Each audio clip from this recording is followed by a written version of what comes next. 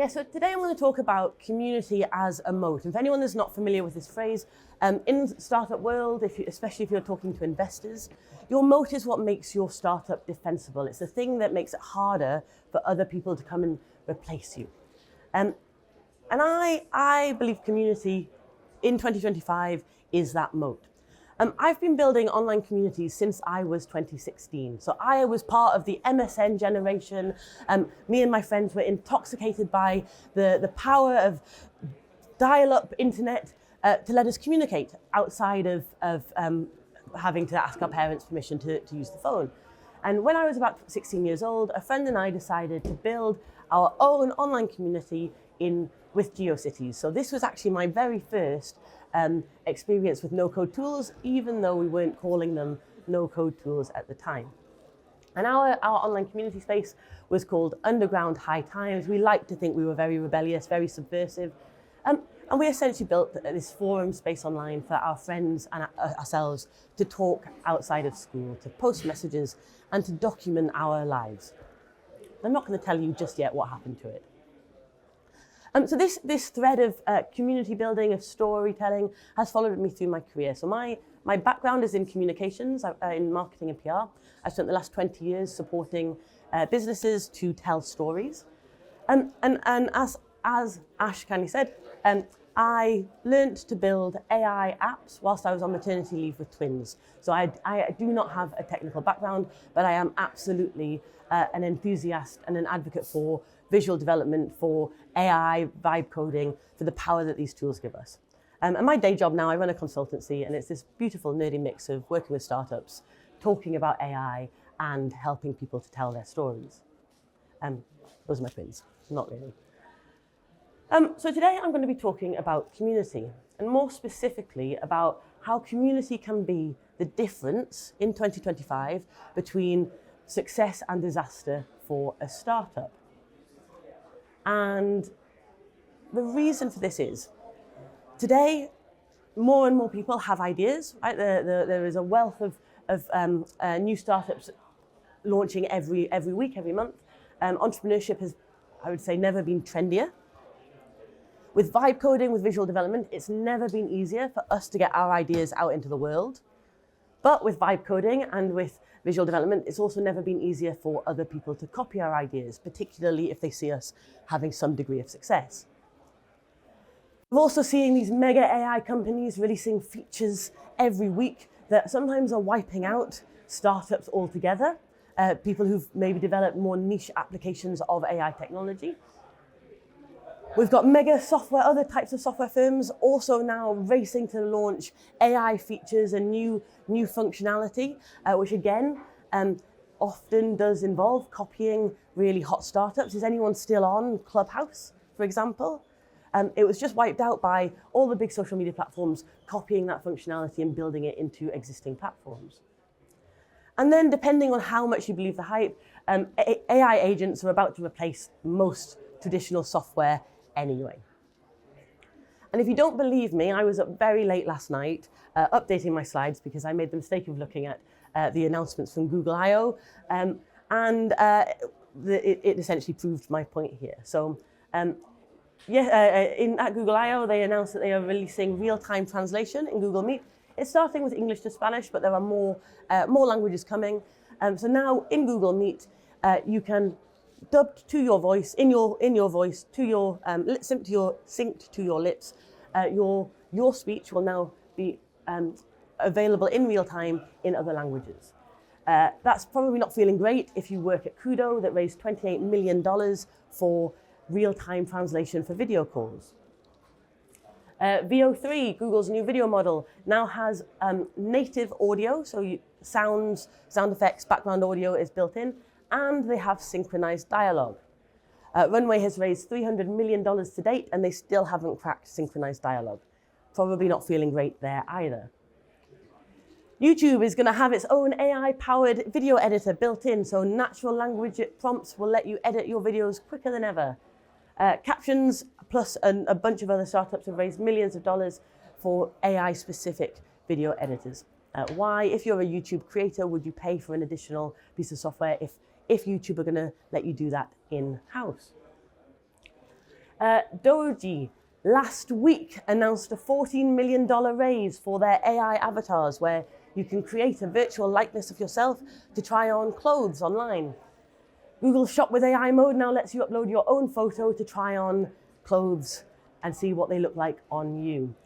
Google Shop has, they claim to have 50 billion items of clothing on Google Shop. The distribution is going to be really tough to beat. A little bit more sort of business focused here.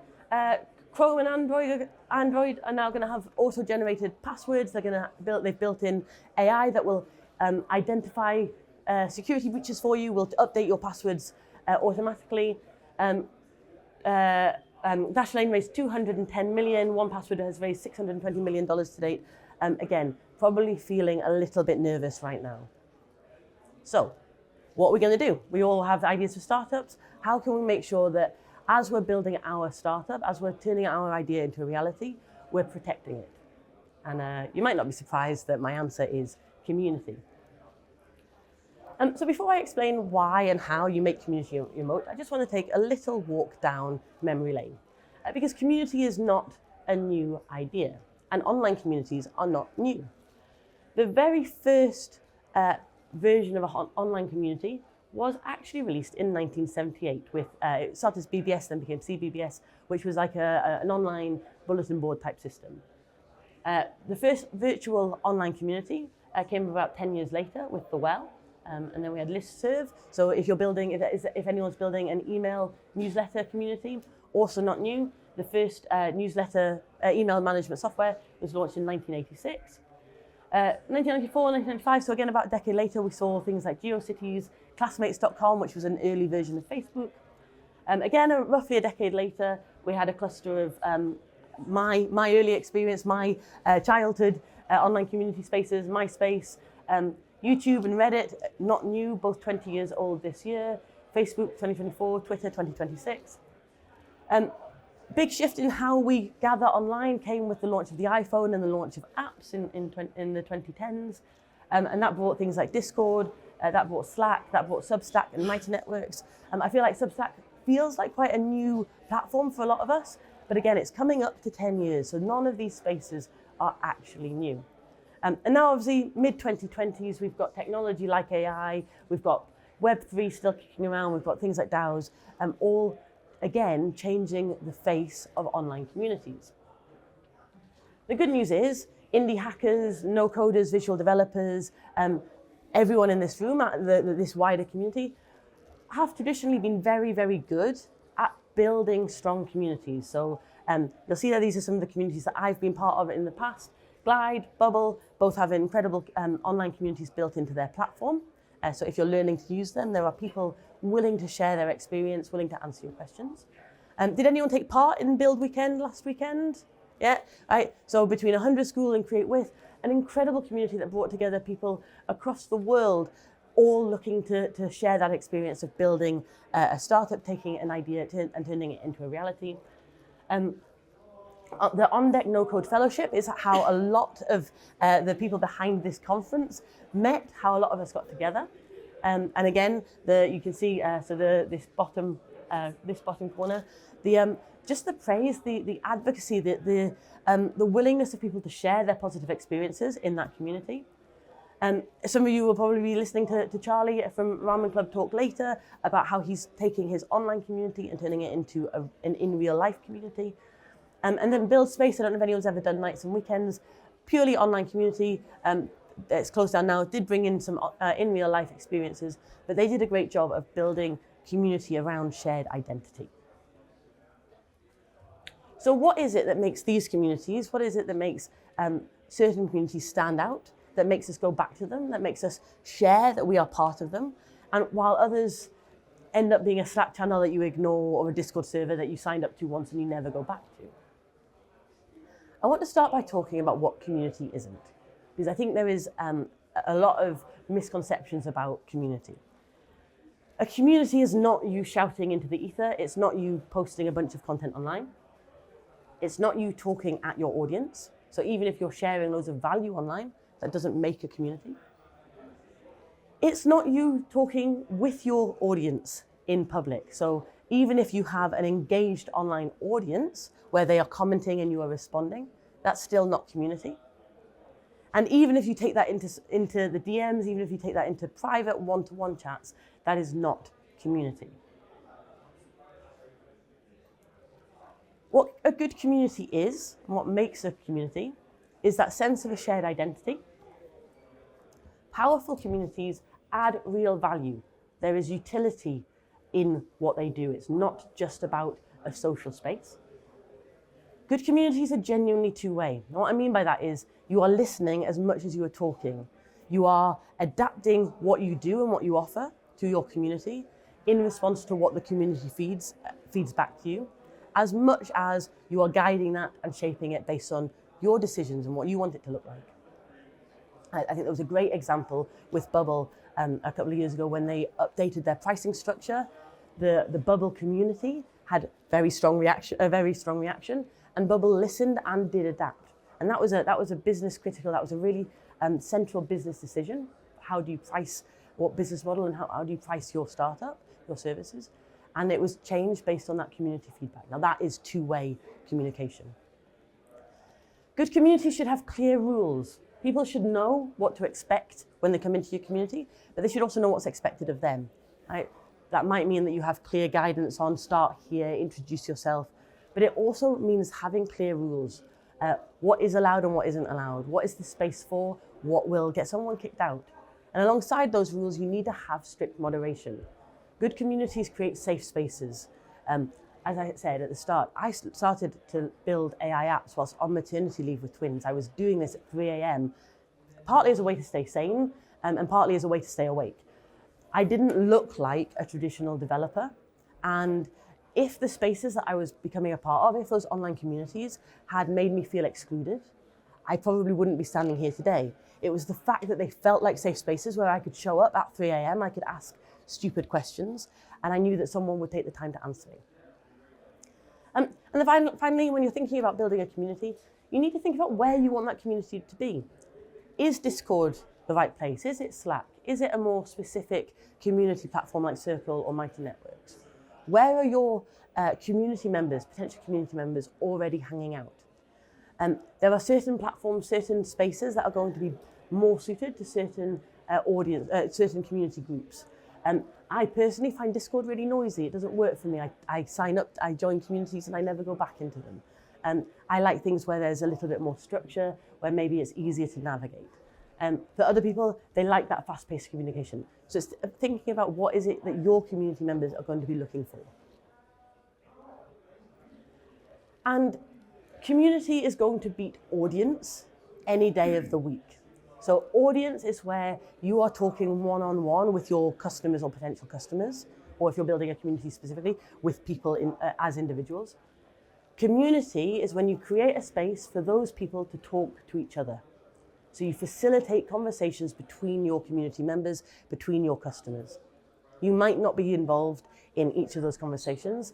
And I think on a practical level, ideally you don't want to be, right? Because if you've got 300 members, having 300 one-on-one conversations is pretty much a full-time job. But if actually they start to help each other, they start to answer each other's questions, they start to support each other's endeavors, that becomes way more powerful than anything we can do as one person leading a community. And community, this is where community starts becoming your moat. Community equals advocacy. If you build a community where people feel they belong, where they feel they can turn when they've got questions or things to celebrate, they are going to shout about that. Even if a mega tech platform comes along and does exactly what you're doing, they are not going to leave you because you've given them that space, you've given them a sense of identity, shared identity, and you've given them those connections that matter. This is why we all know, right? I think it's a sort of a very poorly kept secret. Google often launches products, and the UI, the UX isn't always the most friendly. There are some very successful startups that have built essentially versions of what Google does that are more user-friendly. So people are not always going to rush to the free version of something. If you've got something that is good, that's a good start. A product that is good, that's a good start.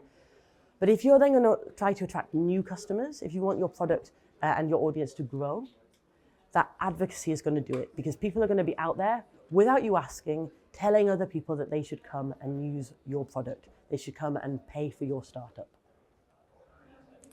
So how do you turn a community, how do you turn that group of people that love what you do and that feel that sense of shared identity with you into your moat? The secret is start early. You don't have to have product market fit in order to build a community. Start building your community as you're building your product. Be specific. Tell people what they can expect from your community. Tell them what it's for, who it's for. Design your community for contribution. You want that feedback. You want to let people in your community shape what your startup does, shape the community space or the product, depending on what it is. Show up. Don't set up a Discord server and then never turn up and never speak to anyone in it. Find ways to reward your most loyal community members, whether or not that's accreditation, expert badges, unique VIP experiences. We've already talked about adapting based on feedback, choosing the right home. Invest in that moderation because it is really important. And even as your community and product grow, make sure that you keep the trust. It's not just about adding numbers. It's about making sure that each of those community members feels that they're getting that value from your community. So what does this look like in real life? Glossier, now valued at over $1 billion. It started as a community blog. We've already heard about Monzo today. They raised the largest ever crowdfunding round. They had 36,000 members invest in them during one of their earlier finance raises. Beehive, some of you might be using Beehive for newsletters, raised $1 million from their community members in 2 hours. That's really powerful. And then some from our space, from No Code, from Indie Hackers. Stripe acquired Indie Hackers. No Code Ops was acquired by Zapier. And Small Bets, another community I'm in, has just announced a month ago that it's been sold to Gumroad for $3.6 million. So community itself can be your product. You don't have to use community to grow something else. You can grow a community and turn that into your startup. And finally, just to wrap up, what does this look like moving forward? Because things are shifting really quickly. So these are some trends that I think we should be watching out for as we build our communities. With AI affecting a lot of online content, people are really craving in real life experiences, opportunities to look into people's eyes, to see people in the real world. We're going to see more community specific platforms, so moving away from things like Discord and Slack, seeing people build out their own dedicated community space on platform. And we're also going to see multi-format communities, so people looking for a mix of in real life and online, a mix of audio and visual content and conversation. Community behavior is going to change, so we're going to see more collaborations. This is great if you're starting out, because if you can find a community that already exists, where there is good alignment, you can actually piggyback on that a little bit. You can get in front of someone else's community, and they're likely to want to engage with you as well, because there are the shared values, that shared sense of identity. Communities are going to become even more niche than they are now. We're going to be looking for weird, wonderful people that really get us for very specific parts of what we like to do in our lives. And I've already mentioned value, but people are looking for more value from their community. It's not enough now just to have a space where people can chat. If I'm spending time somewhere, particularly online, I need to know that I'm going to get something out of that. What's my ROI as a community member? And finally, what can our communities going to become? So we're going to see more and more communities as the product. So people building communities that are monetized, that are the entirety of the startup. And I think we're going to see more and more community exits, because community is so hard to build and it's so hard to get it right. Startups that have the capital to buy up communities, but maybe haven't invested in that community growth themselves, are going to start finding ways to import that to their product. And as a final thing, whatever happened to Underground High Times? Well, we actually shut it down because there was some bullying online. So a group of boys that we knew started calling people names. And at 16, we either didn't have the moderation tools, or we didn't know how to use them. So we had to take the decision to shut it down. But that is not necessary today. You can kick people out, it's much easier. But it is how much I believe in moderation and community rules. Thank you very much.